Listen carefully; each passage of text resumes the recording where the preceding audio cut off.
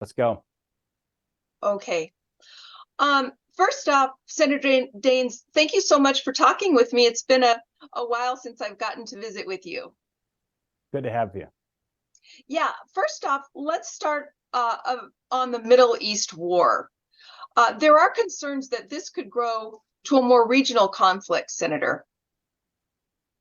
I was the last U.S. senator to meet with Bibi Netanyahu in Jerusalem before the war broke out. I was there in late August, visited the Hezbollah terror tunnels there, the border between Lebanon and Israel. Very concerned this could escalate following these horrible attacks from Hamas on innocents there in Israel. We must stand with Israel. We must allow Israel to do what it needs to do to protect itself. But clearly, we're concerned about escalation to the north with the Hezbollah, another Iranian terror group, as well as the Houthis in Yemen, who have been launching guided munitions, cruise missiles, and drone strikes at Israel. The Houthis are another Iran terror group that the Biden administration removed as a designated terror operation. So it's very concerning. This could turn into a two-front, three-front, or even multi-front war. What can be done about it, Senator? I think one of the most important things we can do is to stand strong. If there's one thing the Middle East understands is strength. They also exploit weakness. The Biden policies of appeasement towards Iran, of lifting the oil sanctions that flowed $80 billion of revenues into Iran, that just emboldens Iran and gives them, I think, the impetus to coordinate the strikes. So it's important, though, that we stand with Israel, allow Israel to do what it needs to do to eradicate Hamas in the Gaza Strip. Okay, thanks, Senator. I want to move on to the measure to fund our government. I understand we're coming up on another deadline, November 17th. One article I read from the Treasury Department said that our bill to pay just our interest payments is now more expensive than our cost for the entire Department of Defense altogether. Boy, we've been raising this concern for many, many years. You can't keep spending more than you're taking in. That's why the first bill I introduce every Congress says if we don't balance our budget, we suspend the pay of members of Congress. With interest rates now having gone up, the interest on the debt is higher than our defense spending. This really is an existential threat to our future prosperity as a nation. We can't keep spending at $33 trillion of debt, $1.7 trillion additional deficit this year, and projected to stay at those kinds of levels for the foreseeable future is not sustainable. And this is why we're going to continue to see battles in Washington on spending. We have got to put the pain, though, back on Congress. A government shutdown is not the answer. The answer is to put the pain on Congress and ensure that if we can't get budgets passed, if Congress can't get budgets balanced, suspend the pay of Congress. Put the pain on elected officials, not on the people that we serve. Do you see any promising measures coming down the pike?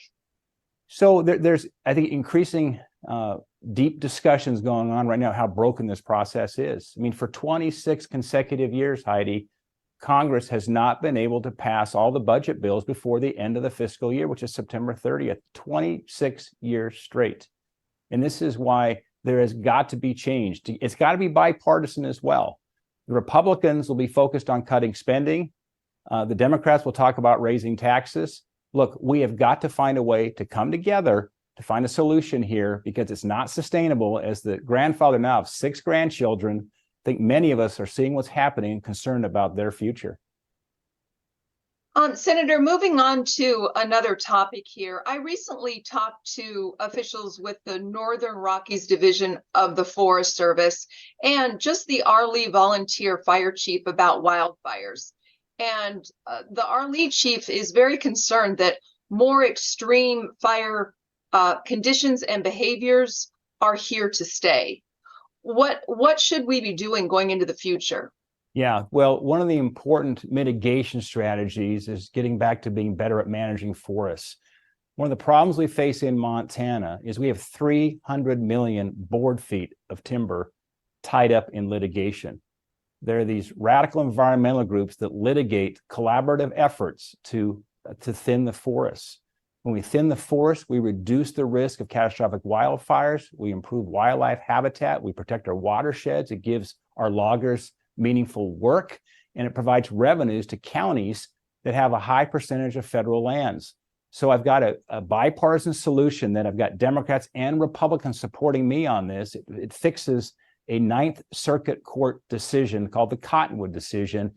This legislation fixes that, which would unleash millions of board feet of timber. And that's one of our biggest problems. And remember, a forest fire is a carbon emission event. A healthy forest is a carbon sink. So it's an important strategy just from an environmental viewpoint here to reduce carbon. Day in and day out on our newscast, Senator, we are speaking about the problem of housing, workers finding affordable housing, businesses not able to keep operating because they can't, keep enough people working. They can't afford to live here. What kind of solutions do we need to see? Yeah, it's a huge problem. I grew up in the housing industry in Montana. My dad's a graduate of the University of Montana. I was nearly born in Missoula. Mom pregnant with me there, but they've lived in Bozeman since 1964. I grew up in this business. There's a supply and demand issue. There's a lot of demand right now, people moving into Montana who are selling their homes for cash outside of our state and moving in and driving prices up. We need more supply. We need a lower cost of materials. Some of that ties back to timber. We can't harvest timber. Our sawmills don't have enough timber to run effectively and efficiently. So it's a complex equation, but it starts with more supply. And look, I grew up in the trades. It's virtually impossible now for somebody who is in Montana to be able to live with the price of housing if you are an electrician, a framer, a painter, a plumber, a police officer, a fireman, a teacher. This is a real problem for many of our communities across our state, and it starts with getting more supply of building going on in these respective communities.